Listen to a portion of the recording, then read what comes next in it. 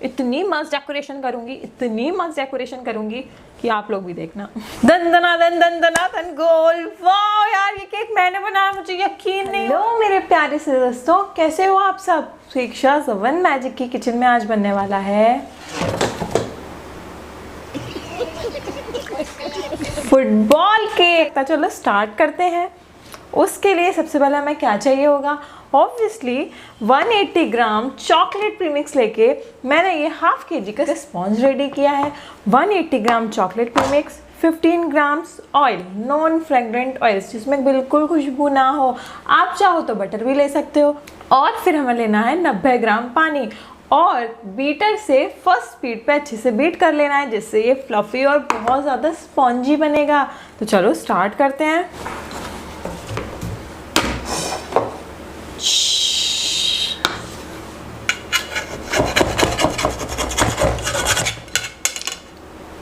मैंने तो अपने केक में ही छेद कर दिया। जल्दी में काम करने से हमेशा काम बिगड़ता है। देखो दोबारा हुआ। एक गलती को रिपीट करो ना तो उसको बेवकूफ़ बोलते हैं। कोई ना, मैं आगे से ध्यान रखूंगी।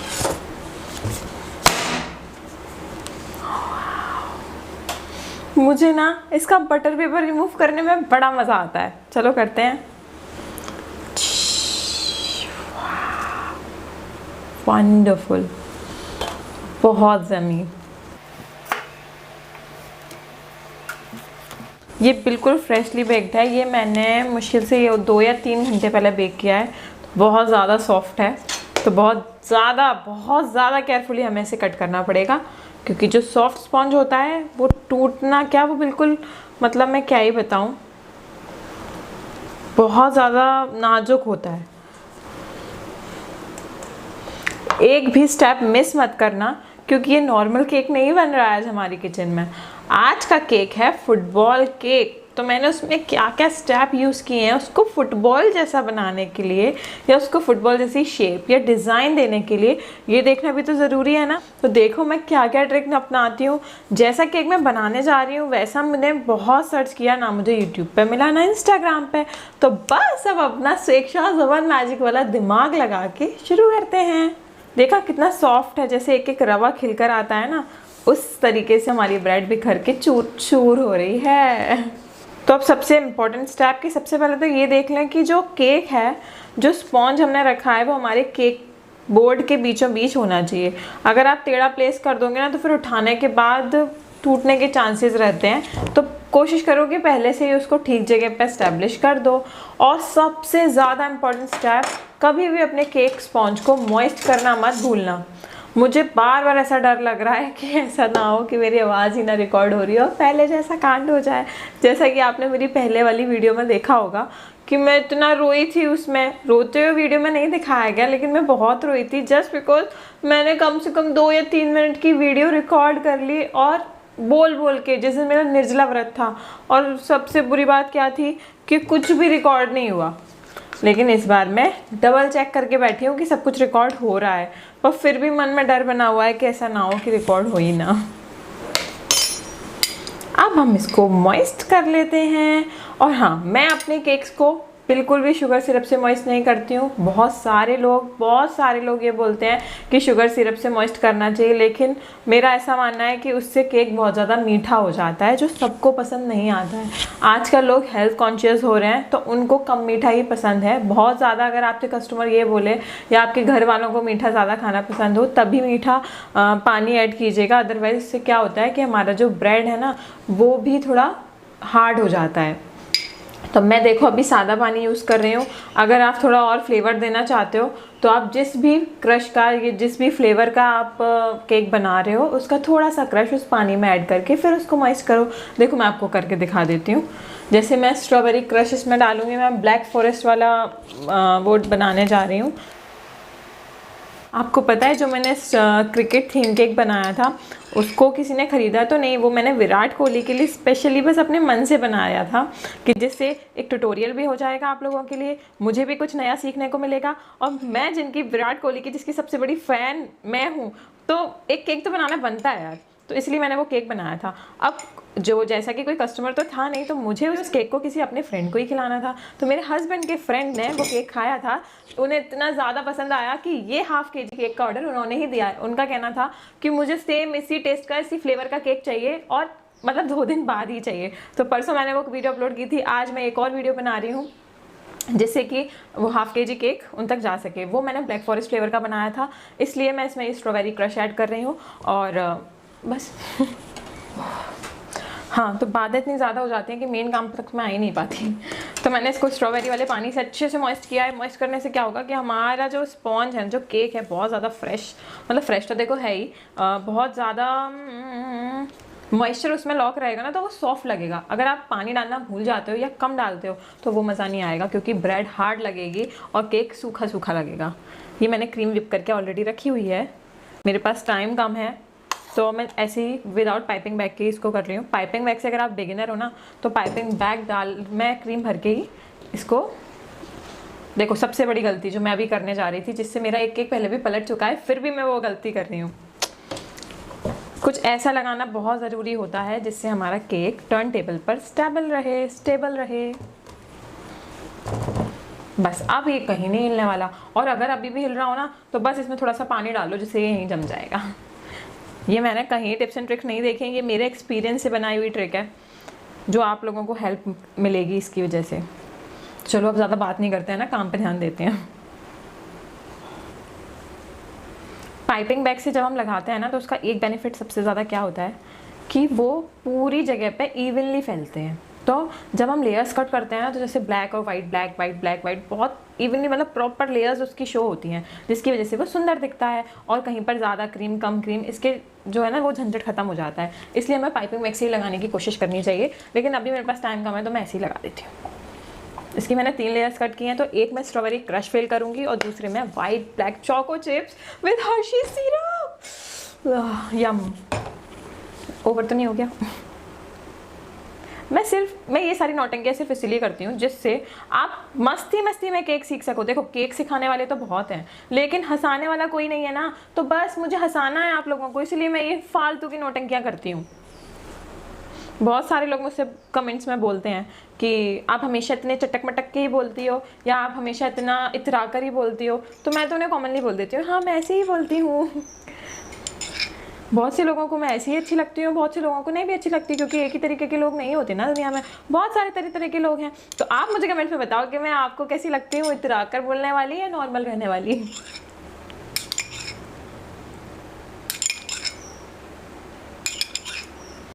ये केक इतना यम्मी बनने वाला है ना, मुंह में पानी आ रहा है, क्योंकि मुझे चॉकलेट केक पर्सनली बहुत अच्छा लगता है। और चॉकलेट केक में भी मेरा फेवरेट केक है ट्रफल केक।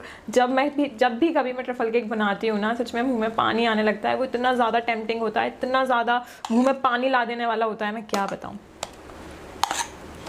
सबसे ज़्यादा फेवरेट केक है जो अगर मेरा, वो है चॉकलेट ट्रफल केक, और सेकेंड नंबर पर है स्ट्रॉबेरी वाला ये ब्लैक फॉरेस्ट फ्लेवर केक।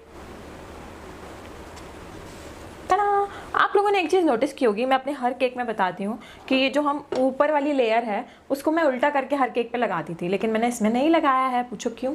सोचो। वो इसलिए कि हमें इसको थोड़ा सा डोम शेप का बनाना है, तभी तो फुटबॉल जैसा लगेगा ना। इसलिए मैं इस गोल वाली लेयर को सबसे टॉप पर लगाऊंगी, वरना बाकी सारे केक्स में मैं इसको उल्टा करके लगाती थी, जिससे बीच में दब जाए, और जो बीच वाली लेयर हमने कट की है वो ऊपर से हमारा एकदम शार्प एजेस वाला केक निकल कर आए। लेकिन इसको मुझे डोम शेप का बनाना है, इसलिए मैं इस लेयर को ऊपर लगाऊंगी, समझे? ये है वाइट चोको चिप्स। बस ज़्यादा हो जाएंगे। ये है डार्क चोको चिप्स। कितना ज़्यादा यम्मी लगता है ये दिखने में। Wow, just looking like a wow. So beautiful, so elegant, just looking like a wow. अब आती है बारी हमारे हर्शीज सिरप्स।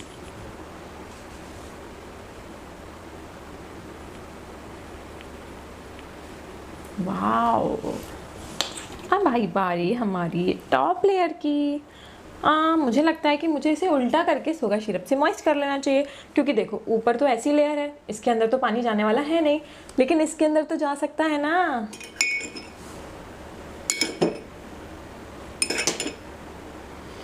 हमारी ब्रेड रूखी नहीं लगनी चाहिए।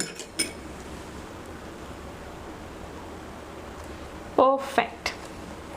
अब हमने अपने केक की तीनों लेयर्स को परफेक्टली असेंबल कर लिया है।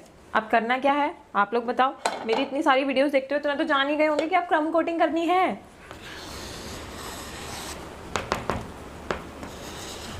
और क्रम कोटिंग करना ज़रूरी क्यों है? वो इसलिए ताकि ये जो फ्रेश केक है ना, ये टूट के बिखर ना जाए और इसकी जो क्रम्स हैं ये बिखरे ना। देखो आ रहा है ना फुटबॉल जैसा शेप। अब देखो 2 तरीके से फुटबॉल बनती है, इवन बहुत सारे तरीकों से बनती है, पर मैं जो बता रही हूँ वो शायद सोशल मीडिया पर तो 1-2 लोगों ने ही बनाई है, पर उसके अच्छे से ट्यूटोरियल, ऐसा ट्यूटोरियल तो बिल्कुल भी नहीं डाला हुआ है, ट्रस्ट मी, क्योंकि मुझे ही देखने को नहीं मिला, इसीलिए तो मुझे अपना दिमाग लगा के आइडियाज़ लगाने पड़ेंगे। अब तो मुझे बिल्कुल आइडिया नहीं है। जहाँ तक है मैंने ये सुना है कि फुटबॉल केक बनाना मुश्किल होता है। मुश्किल इसलिए होता है कि उसमें जो हेक्सागन और पेंटागन का हिसाब लगाना पड़ता है ना, वो लोगों को टफ लगता होगा। तो जब तक हम ट्राई करके नहीं देखेंगे तब तक हमें कैसे पता पड़ेगा कि मुश्किल है या आसान। तो तभी तो ट्राई कर रही हूँ। उन्होंने तो सिर्फ ये बोला था कि उनको तो सिर्फ केक खाना है, उन्हें डिज़ाइन से मतलब नहीं है, क्योंकि ना तो कोई बर्थडे है, ना ही कोई एनिवर्सरी, ना ही कोई और सेलिब्रेशन। तो बस उनको मेरे केक खाने से मतलब है। अब डेकोरेशन क्या करनी है, इसमें तो मुझे फ्रीडम मिली हुई है, तो फिर क्यों नहीं एक्सपेरिमेंट किया जाए। तो इसीलिए मैं आज अपने दिमाग का सारा इस्तेमाल इस केक को बनाने में लगाने वाली हूँ। तो बस क्रम कोटिंग मैंने अच्छे से कर ली है। इसको डोम शेप जैसा करना है हमें, है ना। तो इसलिए नीचे से ऊपर, नीचे से ऊपर, नीचे से ऊपर। कितना अच्छा असेंबल हुआ है, मुझे तो मेरे पे विश्वास ही नहीं होता। कोई चीज़ अच्छी होती है तो मेरा बेटा वेद वो हमेशा आके मुझे कॉम्प्लीमेंट देता है, वाओ मम्मा कितना सुंदर है। तो मेरा मन करता है मैं भी उसी की तरह बात करूँ। तो कभी कभी मेरे मुंह से वैसा ही सब कुछ निकल जाता है कि वाओ कितना सुंदर है। अगर आप लोगों को मेरे ट्यूटोरियल्स पसंद आ रहे हों या मैं आपको अपना एक्सपीरियंस से कुछ भी सिखा पाने में, मतलब समझ रहे हो ना, कुछ भी अगर मैं आपको सिखा पा रही हूँ तो प्लीज़ मेरी वीडियो को लाइक कर दो। लाइक क्यों नहीं करते हो यार? अगर आप लोग लाइक नहीं करोगे ना, मैं वीडियो बनाना बंद कर दूंगी। मैं नहीं बनाऊंगी, सच में मैं कोई लॉन्ग वीडियो नहीं बनाऊंगी, शॉर्ट वीडियो डाला करूंगी जिसमें आपको सिर्फ अच्छे केक देखने को मिलेंगे, पर सीखने को नहीं। आप सोच लो, अगर मेरे से केक सीखना है ना, मेरे एक्सपीरियंस से, मेरी गलतियों से आपको केक सीखना है, तो जल्दी से वीडियो को लाइक कर दो। अब हमारा केक हो चुका है क्रम कोटिंग होके रेडी। तो सबसे पहला काम हमें क्या करना है कि इस केक को, कि इस क्रीम को जल्दी से फ्रिज में रखो, मेल्ट हो जाएगी। फिर बैठे रहना पिघली हुई क्रीम के साथ जब डेकोरेशन नहीं होगी। और अब हमें दूसरा काम क्या करना होगा? अरे केक बोर्ड को साफ करना होगा, नहीं तो ये ऐसे ही जमा रह जाएगा ना, तो बहुत डर्टी केक लगेगा, बिल्कुल फिनिशिंग नहीं आएगी, मज़ा नहीं आएगा। तो चलो पहले दूसरा काम करते हैं, फिर तीसरे काम के बारे में बताऊंगी। अब तीसरा काम क्या करना है? आप लोग बहुत समझदार हो यार, इसे फ्रिज में सेट होने रखना है कम से कम 15 या 20 मिनट के लिए। और हाँ, मुझे इस केक को जल्दी कंप्लीट करना होगा क्योंकि आज हमारे स्टेशन में लगा है दिवाली मेला, जिसके लिए मैं आज बहुत एक्साइटेड हूँ, क्योंकि बड़े दिनों बाद बाहर जाने का मौका मिला है। इस केक के चक्कर में ना मैं पूरे दिन घर में ही बैठी रह जाती हूँ, कभी कुछ कभी कुछ। तो मैं फटाक से अपनी वीडियो थोड़ी बहुत एडिट कर लेती हूँ, जब तक क्रम कोटिंग सेट हो जाएगी फिर करेंगे ना इसकी डेकोरेशन शुरू। तो अब हम शुरू करते हैं इसकी डिज़ाइनिंग। देखो ये रहा हमारा छोटा सा हेक्सागन, इसको हम सबसे बीच में प्लेस करने की कोशिश करते हैं। टूथपिक की हेल्प से इसकी लाइनिंग कर लेंगे। हाय, हेलो।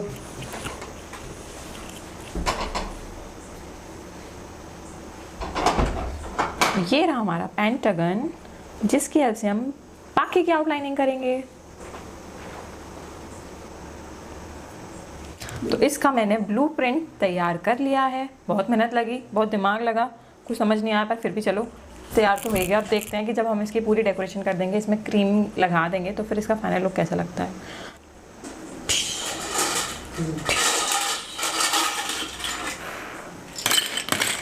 Very good.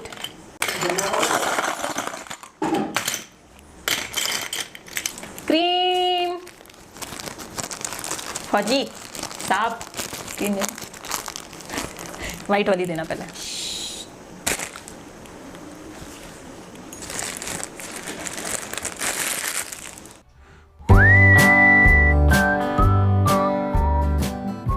इसकी टिप को बीच बीच में क्लीन करना बहुत ज़रूरी है, नहीं तो डेकोरेशन अच्छी नहीं होगी।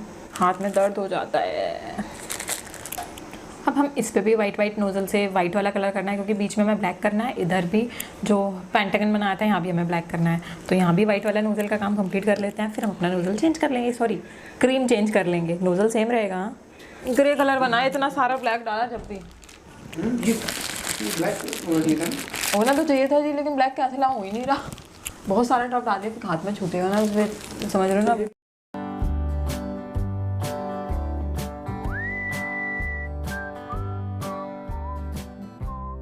कैसा लग रहा है? ये मैंने ब्लैक कलर किया था, पर बहुत सारी ड्रॉप्स डालने के बाद भी ये ब्लैक ग्रे बन गया। व्हिपिंग क्रीम के साथ प्रॉब्लम ये है, कोई भी कलर लगाओ लाइट हो जाता है, 2 शेड लाइट हो जाएगा। बहुत सारे ड्रॉप्स डाले, फिर मैंने कहा ज़्यादा ना डालो कि हाथ में छूटने ना लगे कलर, क्योंकि कभी कभी ऐसा होता है कि जब हम ज़्यादा कलर ऐड कर देते हैं तो वो हाथ में या मुँह में दिखता है, छूट जाता है।